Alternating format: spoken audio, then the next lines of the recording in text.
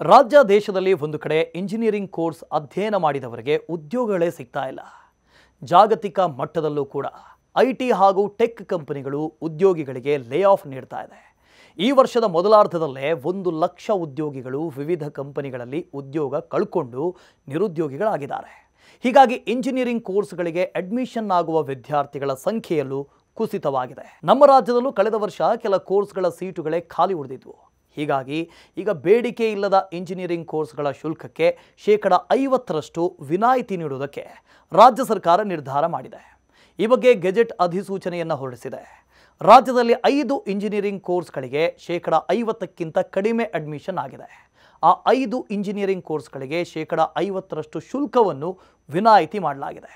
Mechanical, civil engineering, automobile, textiles technology, silk technology ಕೋರ್ಸ್ಗಳಿಗೆ ಪ್ರವೇಶ ಪಡೆಯುವಂಥ ವಿದ್ಯಾರ್ಥಿಗಳಿಗೆ 50% ಶುಲ್ಕ ವಿನಾಯಿತಿ ನೀಡುವುದಕ್ಕೆ ರಾಜ್ಯ ಸರ್ಕಾರ ನಿರ್ಧಾರ ಮಾಡಿದೆ. ಈ ಬಗ್ಗೆ ಗೆಜೆಟ್ ಅಧಿಸೂಚನೆಯನ್ನು ಹೊರಡಿಸಲಾಗಿದೆ. ಈ 5 ಕೋರ್ಸ್ಗಳಿಗೆ ಮಾತ್ರವೇ 2025-26ನೇ ಶೈಕ್ಷಣಿಕ ಸಾಲಿನಿಂದ 50% ಶುಲ್ಕ ವಿನಾಯಿತಿ ಸಿಗಲಿದೆ. ಶುಲ್ಕ ವಿನಾಯಿತಿ ಪಡೆಯುವುದಕ್ಕೆ ಇಂಜಿನಿಯರಿಂಗ್ ಕಾಲೇಜುಗಳು ಕೆಇಎಗೆ ಮನವಿ ಸಲ್ಲಿಸಬೇಕು. ಕಳೆದ ವರ್ಷ ಸಿವಿಲ್ ಇಂಜಿನಿಯರಿಂಗ್ ವಿಭಾಗದಲ್ಲಿ 5723 ಸೀಟುಗಳು ಲಭ್ಯ ಇದ್ವು. ಇವುಗಳ ಪೈಕಿ 2883 ಸೀಟುಗಳು ಮಾತ್ರ ಭರ್ತಿಯಾಗಿದ್ವು. ಉಳಿದ ಸೀಟುಗಳು ಅಭ್ಯರ್ಥಿಗಳಿಲ್ಲದೆ ಖಾಲಿ ಇದ್ವು. ಇನ್ನು ಮೆಕ್ಯಾನಿಕಲ್ ಎಂಜಿನಿಯರಿಂಗ್ ವಿಭಾಗದಲ್ಲಿ 5977 ಸೀಟುಗಳು ಲಭ್ಯ ಇದ್ವು.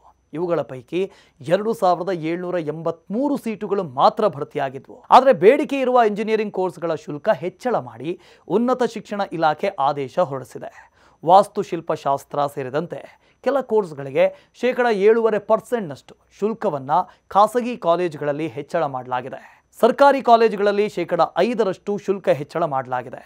ಈ ಶುಲ್ಕವು ವಿಶ್ವವಿದ್ಯಾಲಯ ನೋಂದಣಿ ಮತ್ತು ಇತರೆ ಸಂಸ್ಕರಣಾ ಶುಲ್ಕಗಳನ್ನು ಹೊರತುಪಡಿಸಿದೆ. ಇನ್ನು ಎಂಜಿನಿಯರಿಂಗ್, ಪಶುವೈದ್ಯಕೀಯ, ಕೃಷಿ ಸೇರಿದಂತೆ ವಿವಿಧ ವೃತ್ತಿಪರ ಕೋರ್ಸ್ಗಳ ಪ್ರವೇಶಕ್ಕೆ ಮೊದಲ ಸುತ್ತಿನ ಸೀಟು ಹಂಚಿಕೆ ಪ್ರಕ್ರಿಯೆಯನ್ನು ಕರ್ನಾಟಕ ಪರೀಕ್ಷಾ ಪ್ರಾಧಿಕಾರ ಜುಲೈ 9ರಿಂದ ಆರಂಭ ಮಾಡಿದೆ.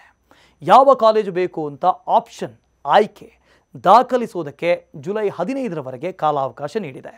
ವೈದ್ಯಕೀಯ, ದಂತವೈದ್ಯಕೀಯ, Ayurveda, homeopathy, Unani, BSc nursing, ವಾಸ್ತುಶಿಲ್ಪಶಾಸ್ತ್ರ, ಯೋಗ, ನ್ಯಾಚುರೋಪತಿ ಕೋರ್ಸ್ಗಳ ಸೀಟ್ ಮ್ಯಾಟ್ರಿಕ್ಸ್ ಲಭ್ಯವಾಗುವುದು ತಡವಾಗಿದ್ದು, ಪಟ್ಟಿ ದೊರೆತ ನಂತರ ಆ ಕೋರ್ಸ್ಗಳ ಸೀಟು ಹಂಚಿಕೆ ಪ್ರಕ್ರಿಯೆ ಆರಂಭ ಮಾಡಲಾಗುತ್ತೆ ಅಂತ ಕೆಇಎ ಹೇಳಿದೆ.